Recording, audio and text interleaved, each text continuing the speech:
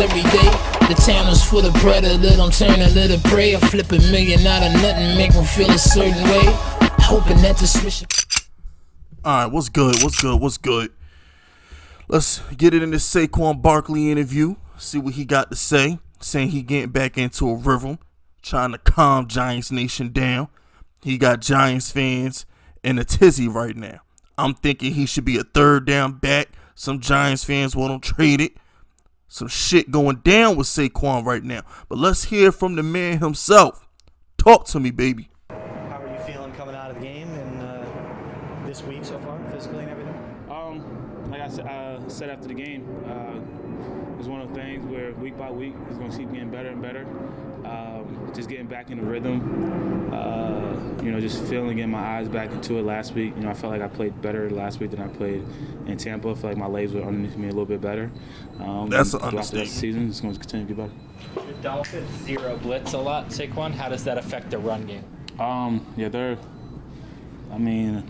They're a top 10 run defense in the last 7 weeks. Last 7 or 5 weeks they've been number one, only averaging like 80 yards a game. So it's going to be a tough matchup. But you watch it. There's opportunities out there for plays to be had, just like every week. But we gotta go capitalize, and we know that we're going up against a great defense and a team who's on a hot streak. But we gotta go out there and give our best, and hopefully come out with a dub. Pause. All right. So basically, what Saquon is saying. What Saquon is saying is, look, bro, they hell on defense, man. All right, so if I don't go out there and run for like 100 yards, don't blame me.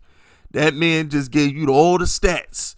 Said they top 10 last 5 to 7 weeks. They only giving up like 80 yards a game. This man then already calculated he probably good for like 40 yards, like three, 4 catches for like 30. He like, I might be able to get 80 all-purpose yards, but he know he not gonna sniff 80 rushing yards. Any change in the play calling with Freddie as opposed to Jason? Like I said after the game, you really only could change so much. Week 12, week 13 in the season. Obviously, we had a little bit of different wrinkles, and as you guys can see in the game.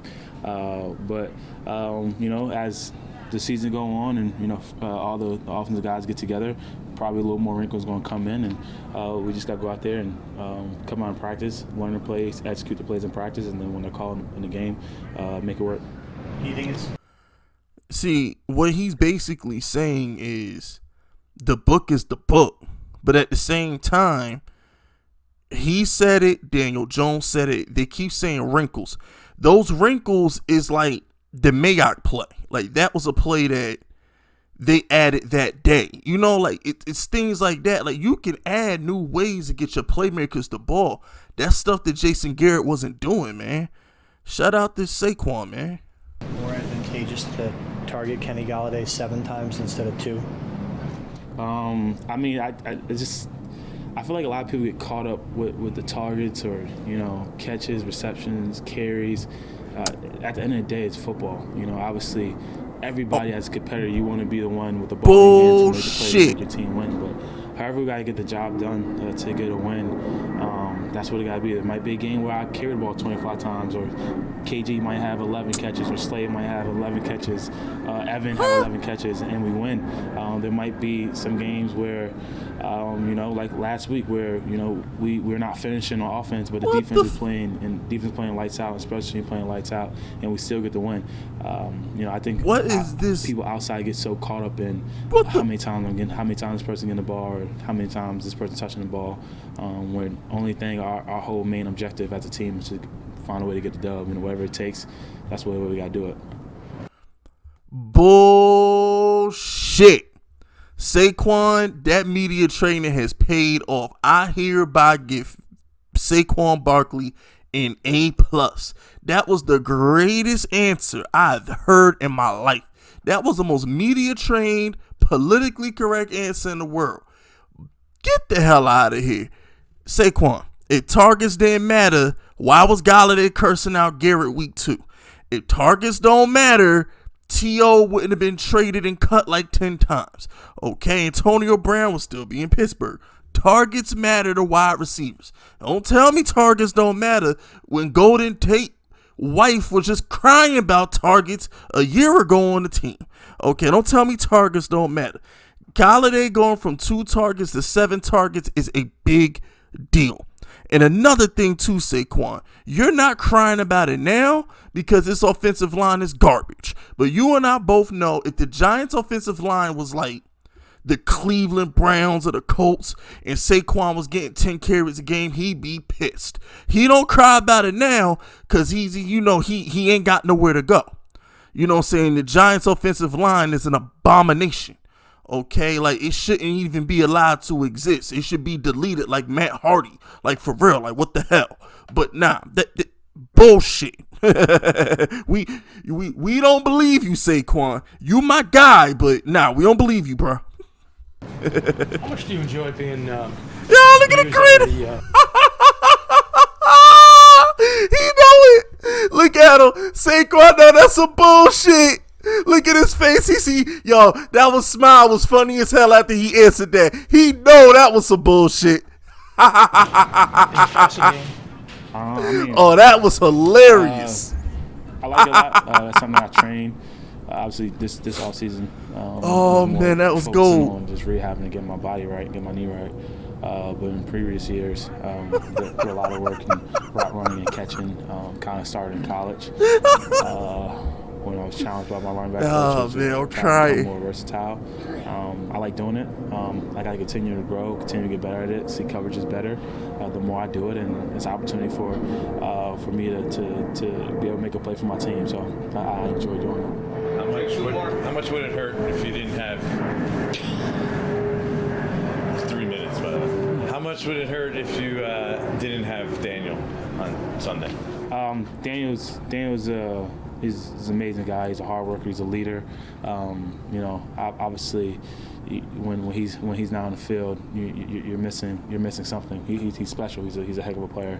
But at the same time, we have to have the mentality of next man up mentality. So whatever happens, however it plays out, when we get to Sunday, we all got to be ready to go out there and try to get a win. But like I said, he's a leader. He's a captain. He's a heck of a player. So not having A out there is it's obviously going to be something that is a little bit of difference because how special a player he is for the team and how much he means to our team. Facts. Why do you think you guys have had so many injuries this season? Huh? Why do you think you guys have had so many injuries? Joe Judge worked out too damn hard. I mean, that's a great question. It's kind of just bad luck. I'm going to answer it for him. It is bad luck, Saquon, but tell Joe Judge to stop making you run all the damn time, okay? Golden Tate went on Good Morning Football and was like, Joe Judge need to chill on the conditioning shit. So, yeah, there we go. To be completely honest, we work hard. I don't think we're overworked. We have great training staff. We have a great strength staff, and it's not like that everywhere. So I can't tell. We're blessed in that avenue, and we have a lot of players here who put their head down and they work hard. So a lot of the injuries are just unfortunate. You see some stuff where they're just freak accidents. I had one this year, for example. There's been a couple out there, but that's part of the game, and I think we've been doing a great job, especially guys who get opportunities to step up and make plays, whether it's in a 2-minute drive against the Eagles, if it's Eli Penny having to play a little more running back. What? All those guys on our Wait, team, what did he say? Always have that next man up. Did he just say the 2-minute drive versus the Eagles? What 2-minute drive versus the Eagles? You went 3 and out. Oh my God. Italian. Been going out there and working the butt off and working the toes off. Oh man, that's so funny. That's funny. I'm gonna have to do Kenny Galladay next, but nah, that's some funny stuff right there, man.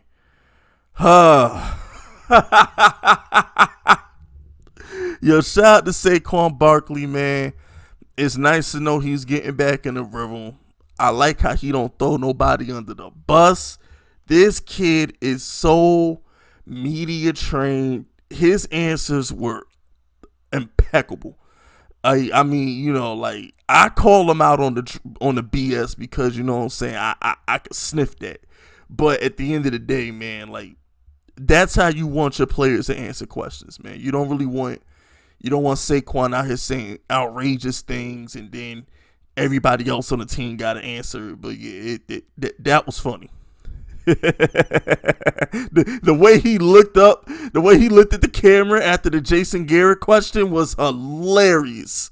But nah, man, that's it. That's all, man.